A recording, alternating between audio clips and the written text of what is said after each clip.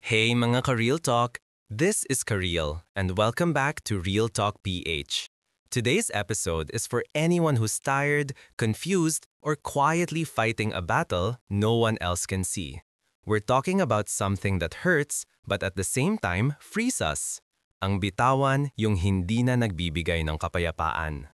Sometimes, we don't even realize how heavy we're carrying something until we finally let it go. Alam mo yung feeling na araw-araw nang pinipilit maging okay, kahit ramdam mo na hindi na talaga? You smile in front of others, but deep inside you're exhausted, mentally, emotionally, spiritually.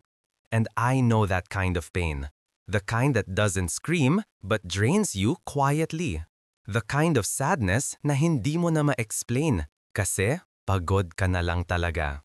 We hold on because we're afraid. Afraid to start over, afraid of being alone, afraid of what people might say. And sometimes, because we love too deeply, we forget that love was never meant to destroy our peace. Pero eto yung totoo. When something or someone constantly steals your peace, no amount of love can make it worth it anymore. You don't have to wait for a breakdown before you choose yourself. You can decide now to breathe again, to rest, to walk away. Let me tell you a story. May isang listener na nag-message sa akin, sabi niya, Ate Cariel, paano kung mahal ko pa pero ang sakit-sakit na? Sabi ko, minsan, hindi mo kailangang hintayin mawala ang pagmamahal para umalis. Kasi minsan, yung pag-alis mo, yun na yung tunay na pagmamahal sa sarili mo. Kasi love shouldn't always mean staying. Minsan, love means choosing peace, even if that means saying goodbye. Minsan, iniisip natin, sayang ang tagal na namin. Pero time doesn't equal peace. Hindi porket matagal na, dapat tiisin mo. Hindi mo kailangang maging prisoner ng mga alaala. You deserve to grow, and you can't grow in a place that only makes you feel small. You deserve to wake up one day without that heavy feeling in your chest, without that constant anxiety or doubt. You deserve to feel light, to breathe without guilt, to smile without pretending. Alam mo minsan, we mistake comfort for peace. Akala natin okay lang kasi sanay na. Sanay na sa away, sanay na sa cold treatment, sanay na sa lungkot. Pero, comfort doesn't always mean peace. Just because you're used to it doesn't mean you deserve it. Sanay ka lang, pero hindi ka masaya. And the truth is, you can't heal in the same environment that broke you. No matter how much you convince yourself that it's fine, your heart will always know the truth, that something's not right anymore. You know, letting go doesn't always mean tapos na. Minsan, pinipili ko muna sarili ko ngayon. And that's brave. Kasi hindi madali it takes courage to walk away from something you once prayed for. It takes strength to release someone you still love. But sometimes, peace is louder than I love you. And healing starts when you finally say, I choose myself. There will be nights when you'll miss them. May mga gabi na gugustuhin mong bumalik sa dati. May mga araw na maririnig mo niyang kanta niyo at bigla kang mapapangiti, tapos mapapaiyak. That's part of healing. Healing isn't forgetting. Healing is remembering without breaking anymore.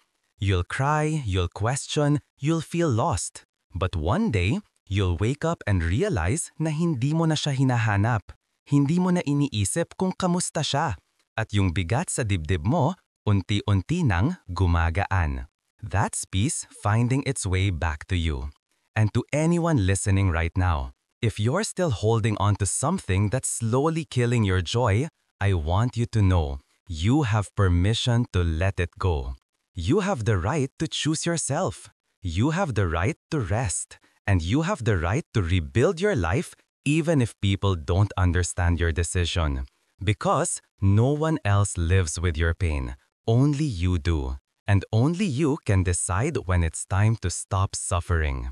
You see, peace isn't about having a perfect life. It's about learning to stay calm even when things aren't okay. It's about protecting your energy choosing your battles, and saying no to things that drain your soul. Bitawan mo na yung mga bagay na paulit-ulit kang sinasaktan. Bitawan mo yung mga taong nagdududa lang sa sarili mo. Bitawan mo yung guilt ng pagpili sa sarili mo. Because when you let go, you're not giving up, you're growing up. May isa pa akong kakilala. She stayed in a toxic relationship for years. Sabi niya, baka kasi magbago siya. Baka ako yung makakatulong sa kanya. Pero habang inaayos niya yung iba, unti-unti siyang nawawala. Until one day, she woke up and said, pagod na ako. Gusto ko na lang ng tahimik. And when she finally left, ang una niyang naramdaman, guilt. Kasi akala niya selfish siya.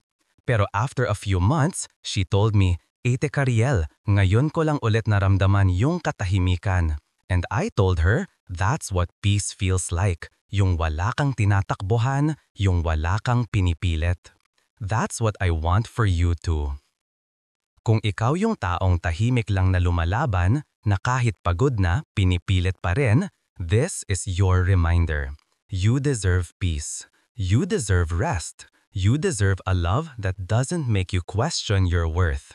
You are allowed to walk away from chaos, even if you once called it home. And when you do, don't look back and regret. Look back with gratitude. Because everything that broke you taught you how to rebuild stronger. Bitawan mo na yung hindi ka na pinapayapa because life is too short to spend it fighting battles that only drain you. Spend it with people who bring calm to your storm. Spend it doing things that make your soul feel light. Spend it learning to love yourself the way you love others. You are not weak for letting go. You are wise for knowing when to stop. You are not selfish for choosing peace. You are brave for finally choosing yourself. So tonight, before you sleep, I want you to close your eyes and say this to yourself. I am releasing what no longer gives me peace. I am allowing myself to heal. I am choosing me. And when you wake up tomorrow, smile a little. Because every day you choose peace, you're one step closer to becoming who you're meant to be. This is Cariel, and this is Real Talk PH. Thank you for staying with me in this space where we heal, reflect, and keep it real. And if this episode touched your heart, don't forget to like, comment, and share it with someone who might need this message today. And remember, stay kind, stay strong, and always stay real.